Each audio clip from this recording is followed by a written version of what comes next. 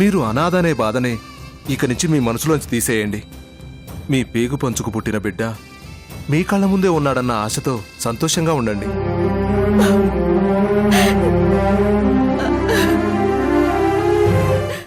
చాలమ్మా, ఇది చాలు. నువ్వు అలాగే నా మీద ప్రేమని చూపిస్తూ ఉండు. ఆ ప్రేమని నేను ఆయుధంగా మార్చుకుంటాను. నేను కూడా అదే ఆశతో ఆనందంతో ఉన్నాను డాక్టర్. కానీ ఏదో తెలియని భయం వెంటాడుతుంది. భయమా? భయం ఏంటండి? ఎన్ని రోజులుగా బలరామే తన బిడ్డ అనుకుని వాడే సర్వస్వం అనుకుంటుంది నా చెల్లెలు. ఇప్పుడు నేనెళ్ళి వీడు నీ బిడ్డ కాదు, నా రక్తం పంచుకున్న బిడ్డ అని చెప్తే తట్టుకోలేదని భయంగా ఉంది. నా బిడ్డను నాతో పాటు తీసుకెళ్లిపోతానంటే తను ఎలా రియాక్ట్ అవుతుందో, తన పరిస్థితి ఏమవుతుందోనని భయంగా ఉంది డాక్టర్. చూడండమ్మా, ఇలా చెప్తున్నానని మరోలా అనుకోకండి. ఇప్పటికిప్పుడు మీరు వెళ్ళి అతను మీ కొడుకు అని చెప్పుకోవాల్సిన అవసరం లేదు. అర్జెంటుగా అతన్ని మీతో పాటు అమెరికా తీసుకెళ్లాల్సిన అవసరం అంతకన్నా లేదు. దానివల్ల మీకొచ్చేది కూడా ఏమీ లేదు. వాళ్ళతన్ని చాలా ప్రేమగా చూసుకుంటున్నారు కదా, అలాగే ఉండనివ్వండి. కన్న తల్లి, మీరు బయటపడకపోయినా ఏదో ఒక రూపంలో ఆ ప్రేమను అతనికి పంచండి చాలు.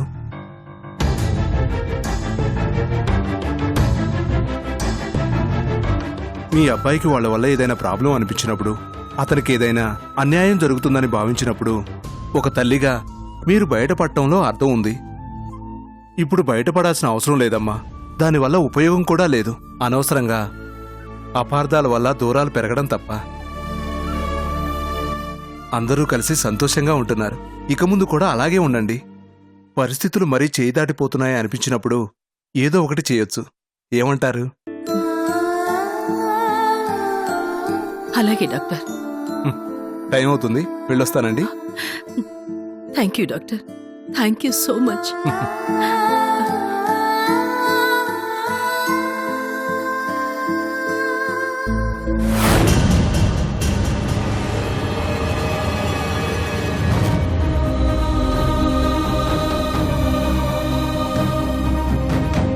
సువర్ణ, పెద్దక్క, సువర్ణ, పెద్దక్క, సువర్ణ, ఇక్కడ కూర్చున్నావేంటి సువర్ణ? ఏమైందక్క? ఎందుకిలా ఒంటరిగా కూర్చున్నావు? ఏ లేదు కనుకో, కొంచెం తలనొప్పిగా ఉంది. టాబ్లెట్ తీసుకురమ్మంటారా పెద్దదినా? వద్దయ్యా. పోనీ టీ గానీ కాఫీ గానీ? పర్వాలేదులేవయ్యా, అదే తగ్గిపోతుంది. అది కాదు సువర్ణ, నీకిలా హెడేక్గా ఉందన్న విషయం మాతో ఒక మాట చెప్పొచ్చు కదా. అసలే మీనాక్షి కనిపించట్లేదన్న టెన్షన్లో ఉన్నావు. ఏమిటి, మీనాక్షి కనిపించట్లేదా? ఎక్కడికెళ్ళింది తను? టెన్షన్ పడాల్సిందేం లేదు సువర్ణ. మీనాక్షి కృష్ణ దగ్గరికి వెళ్ళుంటుంది. అభి అక్కడే ఉన్నాడు కాబట్టి తీసుకొస్తానని చెప్పాడు. సువర్ణ, తలనొప్పిగా ఉందంటున్నావు, కొంచెంసేపు రెస్ట్ తీసుకుందో గానిరా, తగ్గిపోతుంది. పర్వాలేదప్పు, మీరెళ్ళండి, నేను తర్వాత వస్తాను. అది కాదు సువర్ణ. ప్లీజ్ అప్పు, నేను తర్వాత వస్తానన్నానుగా, మీరెళ్ళండి.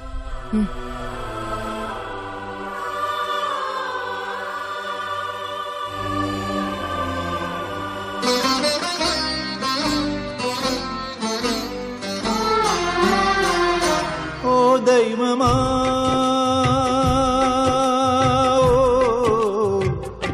నీ లీలలు చిత్రం సుమా. ఓ దైవమా,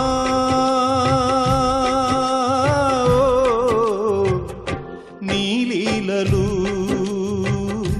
చిత్రం సుమా. ఇది హాలాహలమో అమృత ఫలమో తేలేదలా, ఎద కోరిన వరమో తీరిన రుణమో. అందరూ పోయారు. మీరు అనాథ అనే బాధనే ఇక నుంచి మీ మనసులోంచి తీసేయండి. నీ లీలలు మీ పేగు పంచుకు పుట్టిన బిడ్డ మీ కళ్ళ ముందే ఉన్నాడన్న ఆశతో సంతోషంగా ఉండండి.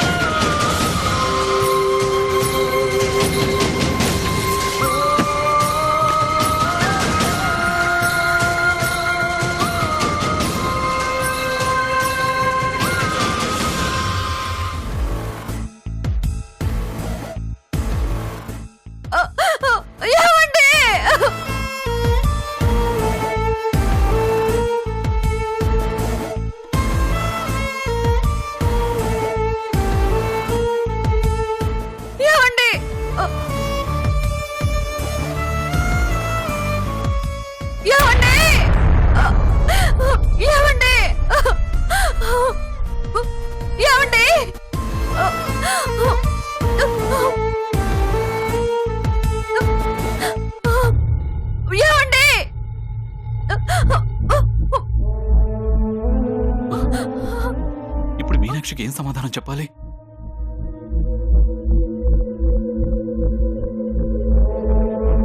ఏమండి ఏమండి ఏమండి ఏమండి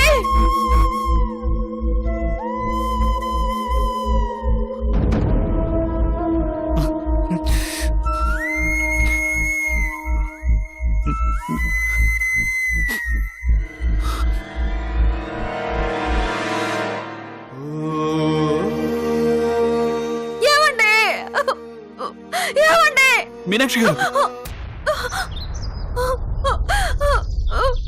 అభి గారు అభి గారు ఆయన ఎక్కడున్నారు ఎక్కడున్నారు చెప్పండి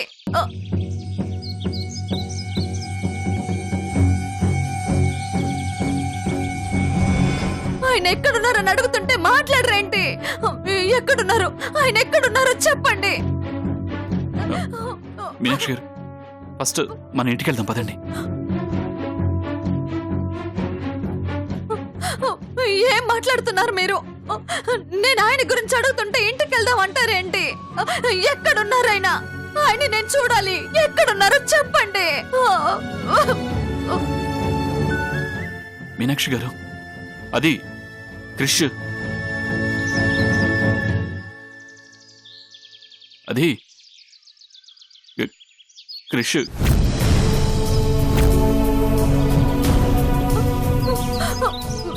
మీరు అలా దాస్తున్నారంటే నాకేదో భయం వేస్తోంది. చెప్పండి, ఏమైంది ఆయనకి? చెప్పండి ఆమె గారు, చెప్పండి. ఏం లేదు మీనాక్షి గారు, క్రిష్ క్రిష్ ఇంకా కనిపించలేదు, అంతే.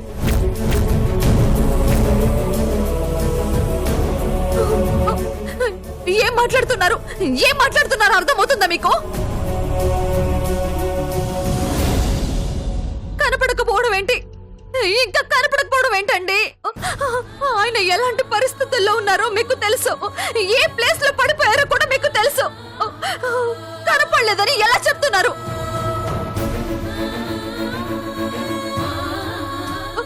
ఆయనకి బుల్లెట్ తగిలిందని తెలుసుగా. మరి అలాంటి పరిస్థితుల్లో ఉన్న మనిషిని ఇంకా వెతకపోవడం ఏంటండి?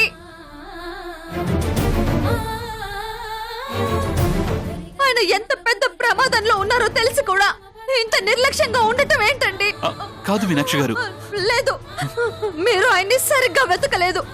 నేను వెతుకుంటాను, నేను ఆయన్ని వెతుకుంటాను. మీనాక్షి గారు, మీనాక్షి గారు, నా మాట వినండి. మీరు చాలా వీక్ గా ఉన్నారు. ఇలాంటి టైంలో మీరు ఇంకా వెతకడం కరెక్ట్ కాదు. పదండి, ముందు ఇంటికి వెళ్దాం. పదండి. లేదు, నేను ఆయన్ని చూడాలి. ఆయన్ని చూసాక ఇక్కడ నుంచి కదులుతాను. మీనాక్షి గారు, ప్లీజ్ చెప్పేది అర్థం చేసుకోండి. మేమంతా వెతికాం, క్రిష్ ఎక్కడ కనిపించలేదు. మీ గురించి అక్కడ అందరూ టెన్షన్ పడుతున్నారు. ఇక్కడ మేము వెతుకుతున్నాం కదా, దయచేసి మీరు ఇంటికి వెళ్ళండి. లేదు, నేను వెళ్ళను వెళ్ళను వెళ్ళను. ఆయన ఎలా ఉన్నారో తెలియక ప్రాణం పోతోంది. ఇలాంటి పరిస్థితులు ఆయన్ని చూడకుండా ఎలా వెళ్ళగలను? నేను వెళ్ళను. మేము వెతుకుతామని చెప్తున్నాను కదా, దయచేసి అర్థం చేసుకోండి. ఫస్ట్ మీరు ఇంటికి వెళ్ళండి. మీరు నిజంగా నా ఫ్రెండేనా? ఆయన నిజంగానే మీరు వెతుకుతున్నారా? లేకపోతే మనసులో ఏదైనా దురుద్దేశం పెట్టుకుని ఇలా ప్రవర్తిస్తున్నారా? మీనాక్షి గారు, మీరేం మాట్లాడుతున్నారు నాకు అర్థం కావట్లేదు. మీరు చెప్తున్న దాన్ని బట్టి చూస్తుంటే మీ మీద నాకు డౌట్ వస్తోంది. మీ మనసులో నా మీద ఏదో దురుద్దేశం ఉన్నట్టుంది. అందుకే ఆయన్ని వెతకకుండానే వెతికామని చెప్తున్నారు. నన్ను ఇక్కడ నుంచి వెళ్ళిపోమని చెప్తున్నారు.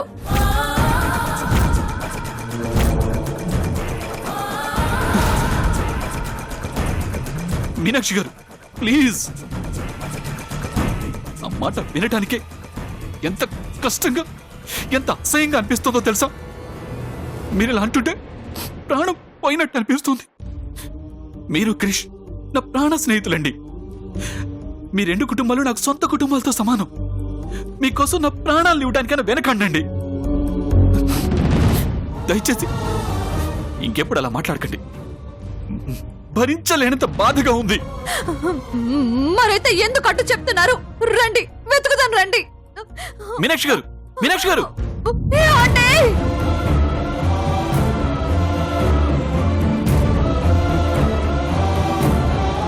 క్రిష్ ఇక లేడు అన్న నిజాన్ని మీకెలా చెప్పాలో అర్థం కావట్లేదు మీనాక్షి గారు, అర్థం కావట్లేదు.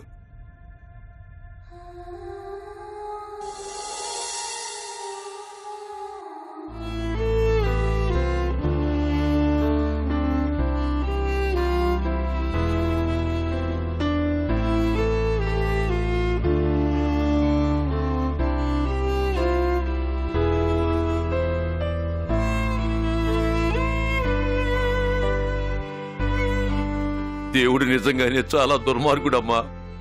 మనుషులతో ఆడుకోవటం, వాళ్ళని ఏడిపించడం సరదా అనుకుంటాను. అందుకే ఆనందాన్ని ఇచ్చినట్టే ఇచ్చి లాగేసుకుంటాడు. సంతోషంగా ఉన్నామని సంబరపడే లోపు కోలుకోలేని దుఃఖాన్ని పెట్టాడు. ఏడుస్తూ చావుండ్రా అని వదిలేస్తాడు. ఊరుకోండి అన్నయ్య గారు, ఊరుకోండి. ఈ కష్టాలన్నీ శాశ్వతం కాదు, తాత్కాలికమే.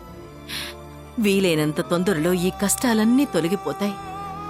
తిరిగి సంతోషంగా ఉంటాం. మీరు భయపడకుండా ప్రశాంతంగా ఉండండి. ప్రశాంతంగా ఉండాలని నాకు కూడా ఉందమ్మా, కానీ ఏం చెయ్యాలో తెలియటం లేదు. ఇంతవరకు అల్లుడు గారి జాడ తెలియక అల్లలాడిపోతుంటే ఇప్పుడు అమ్మాయి కూడా కనిపించకుండా పోయింది. వాళ్ళిద్దరూ సంతోషంగా ఉన్నారని ఆనందపడే లోపు ఇదిగో ఇలా జరిగింది.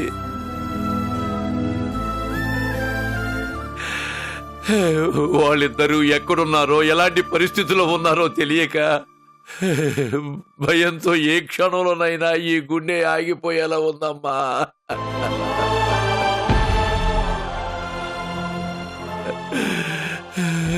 కంగారు పడాల్సిన అవసరం గాని, భయపడాల్సిన అవసరం అంతకంటే గానీ లేదండి. ఎందుకంటే కృష్ణ వెతకడం కోసం మీనాక్షి అడవికే వెళ్ళింది. అవును పెద్దదిన, ఇప్పుడే అభి ఫోన్ చేసి చెప్పాడు మీనాక్షి క్షేమంగా ఉందని, టెన్షన్ పడకండి అని చెప్పాడు.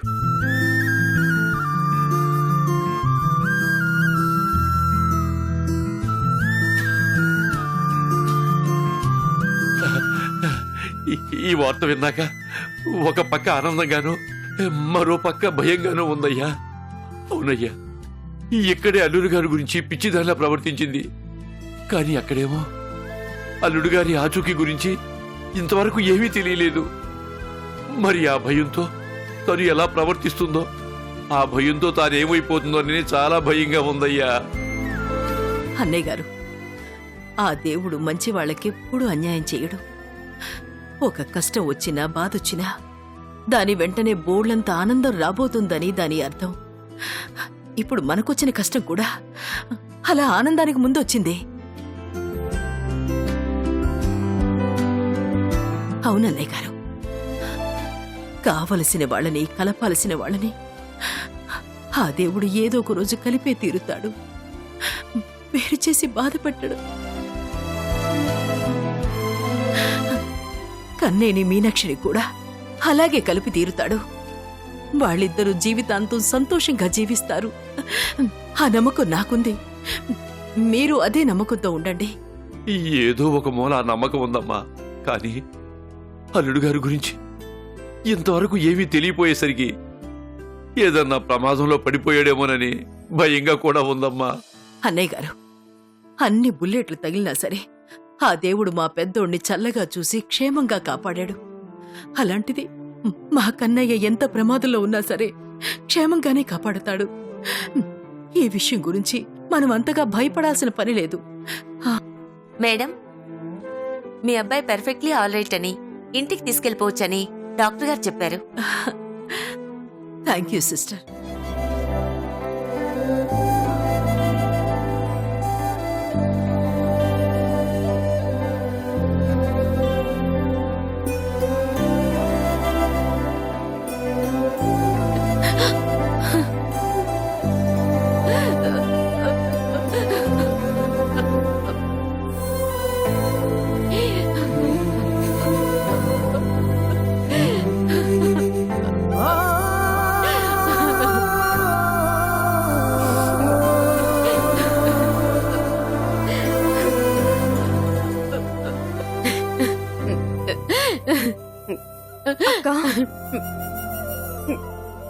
పాలు తీసుకో.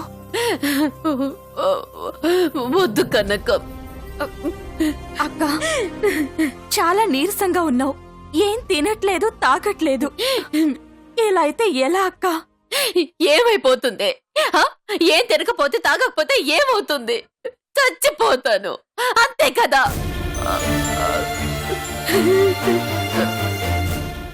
నేను కూడా దానికోసమే ఎదురు చూస్తున్నానే. ఈ బాధల్ని భరిస్తూ బతకడం కంటే చచ్చిపోవడమే నయమని. ఇలా ఏడిపిస్తున్నాడే తప్ప ఇంకా తీసుకుపోవేంట్రా దేవుడా అని. అక్క ఏంటా మాటలు? అందరూ క్షేమంగా ఉన్నారు కదా, ఇప్పుడు ఏమైందనక్క మరి నువ్వు ఇలా బాధపడ్డానికి? ఏంటి, క్షేమంగా ఉన్నారా? అందరూ క్షేమంగా ఉన్నారా? ఏం మాట్లాడుతున్నావే నువ్వు?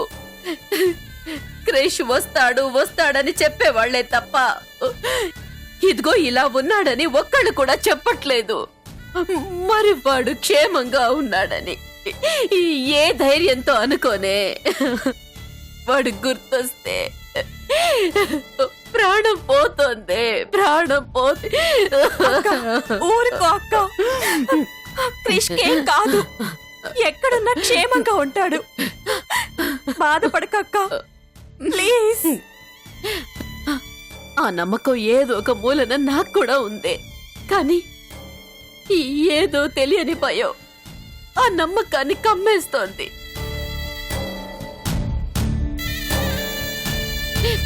ఎందుకంటే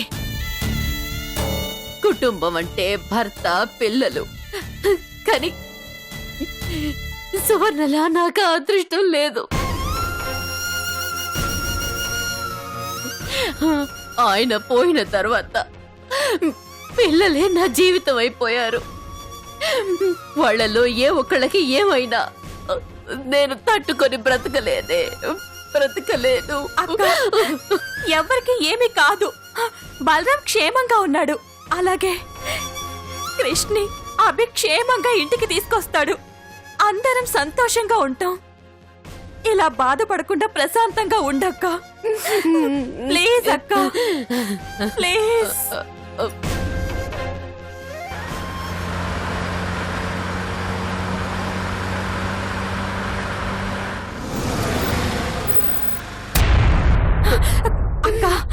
క్రిష్ వాళ్ళు అయి ఉంటారేమో.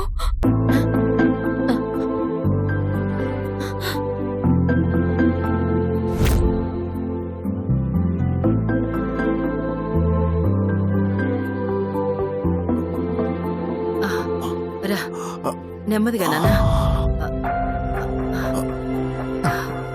నెమ్మదిగా, జాగ్రత్తగా రా.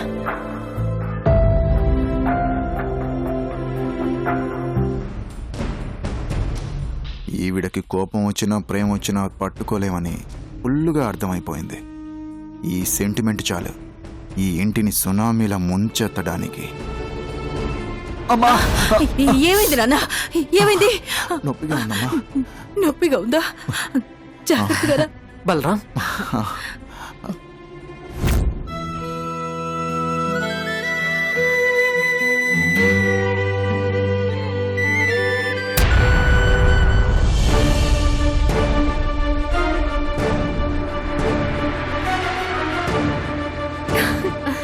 బలరాం, బలరాం దా.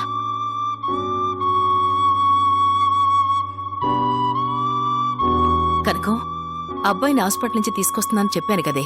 దిష్టి తీయడానికి అర్నీళ్ళు సిద్ధం చేయమన్నాను కదా.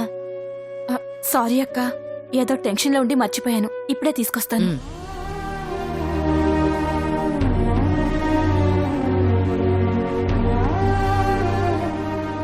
ఇలాగివ్వు. ఇరుగు దిష్టి, పొరుగు దిష్టి, నా దిష్టి, అందరి దిష్టి పోవాలి. కల్లో కూడా ఇలాంటి ప్రమాదం మరోసారి జరగకూడదు. హ, నువ్వు హారతిచ్చి మొదలుపెట్టావు, ఇది చాలు వీళ్ళందరినీ ఆహుతి చేసి పడేయడానికి.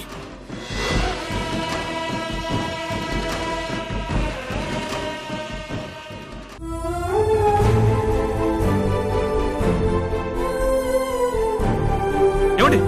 మీనాక్షి గారు, మీనాక్షి గారు, మీనాక్షి గారు, మీనాక్షి గారు! అబ్బే గారు ఇక్కడే. ఈ ప్లేస్ లోనే ఆ దుర్మార్గుల్లో ఆయన్ని షూట్ చేశారు. అభి గారు ఇక్కడే, ఆయన ఇక్కడే ఉంటారు. పదండి, వెతుకుదాం పదండి. మీనాక్షి గారు ప్లీజ్ ఒకసారి చెప్పేది వినండి. ఈ ప్లేస్ అంతా ఆల్రెడీ మేము వెతికాం, కానీ క్రిష్ ఎక్కడ మాకు కనిపించలేదు.